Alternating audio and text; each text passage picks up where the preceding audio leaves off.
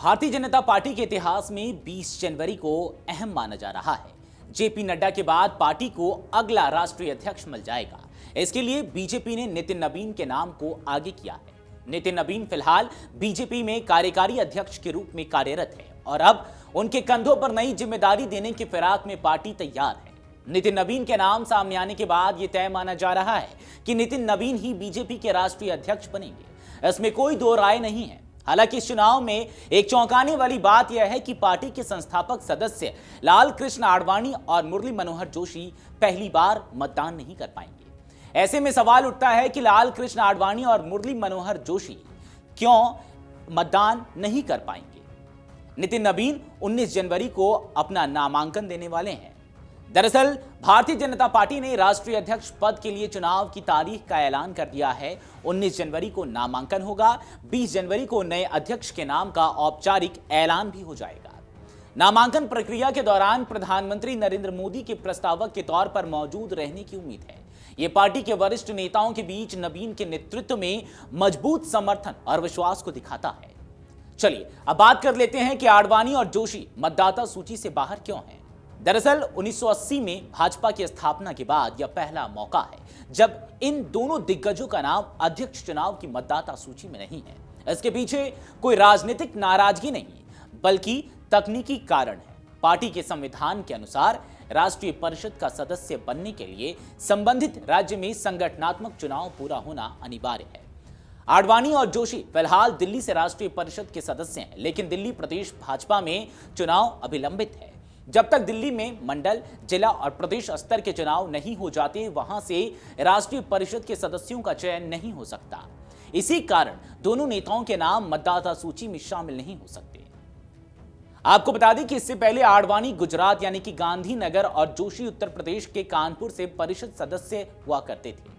सक्रिय राजनीति से हटने के बाद वे दिल्ली से सदस्य बने। भाजपा के राष्ट्रीय चुनाव अधिकारी के लक्ष्मण ने चुनावी कार्यक्रम की घोषणा कर दी है। 19 जनवरी को दोपहर 2 से 4 बजे तक नामांकन होगा। 19 जनवरी को ही शाम तक नामांकन पत्रों की जांच और वापसी का समय है।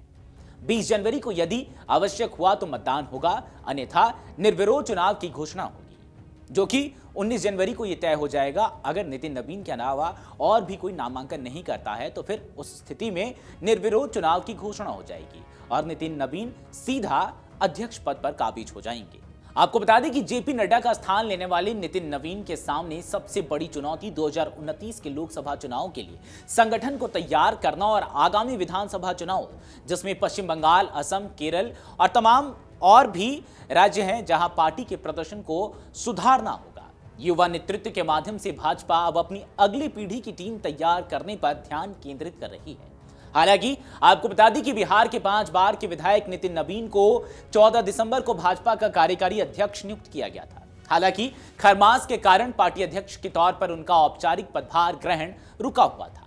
14 जनवरी को खरमास खत्म होने के बाद अब बीजेपी अध्यक्ष पद चुने जाने की प्रक्रिया आगे बढ़ा रही है।